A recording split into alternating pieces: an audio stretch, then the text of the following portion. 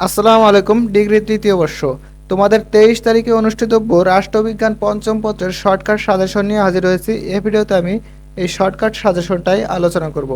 দেখো, এখানে অতি সংক্ষিপ্ত প্রশ্নাবলী দেওয়া হয়েছে, অর্থাৎ ক বিভাগের প্রশ্নাবলী দেওয়া হয়েছে মাত্র 19টা। ঠিক আছে, এখান থেকে তোমরা 6টা কমন পাবা।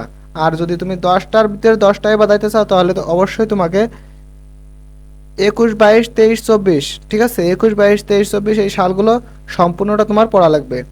তোমার মোট 20 থেকে যদি পড়ো, 50টা পড়ো, 50টে এক কদাক পড়লে তুমি 100% 10টার মধ্যে 10টাই বেঁধে যাবে। ঠিক আছে, আর এখান থেকে তোমরা 6-7টা পেয়ে যাবা সর্বনিম্ন। ঠিক আছে, সর্বনিম্ন 6-7টা এখান থেকেই পেয়ে যাবা মাত্র এই 19টা থেকে।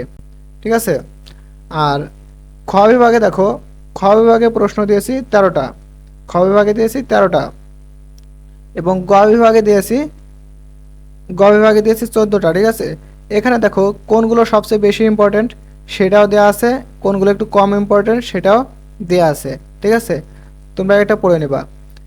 দেখো, ক বিভাগের উত্তরগুলা, ক বিভাগে প্রত্যেকটা প্রশ্নের উত্তর দেওয়া আছে। ঠিক আছে, ক বিভাগে প্রত্যেকটা প্রশ্ন এর উত্তর দেওয়া আছে, কিন্তু খ বিভাগ এবং গ বিভাগ এটা উত্তর দেওয়া নাই। তোমরা এখন এক রাতে কিভাবে পড়বা? দেখো, তোমরা এক রাতে বই বের করে পড়া সম্ভব নয়, তাই না? এজন্য আমি তোমাদের পিডিএফটা দিয়ে দেবো, তোমরা পিডিএফটা চ্যাট জিপিটিকে দিয়ে দিবা। ঠিক আছে, চ্যাট জিপিটিকে দিয়ে তোমাকে সহজে সংক্ষেপে অ্যান্সারটা দিতে বলবা, তোমরা অ্যান্সারটা পড়বা। 2 ঘন্টা পড়লে তোমার হয়ে যাবে অ্যান্সারগুলো পড়া। সেখান থেকে তুমি বানিয়ে বানিয়ে পরে লিখতে পারবা। আশা করি বুঝাইতে পারছি, কারণ গাইড বই থেকে পড়তে গেলে তুমি পড়ে শেষ করতে পারবা না।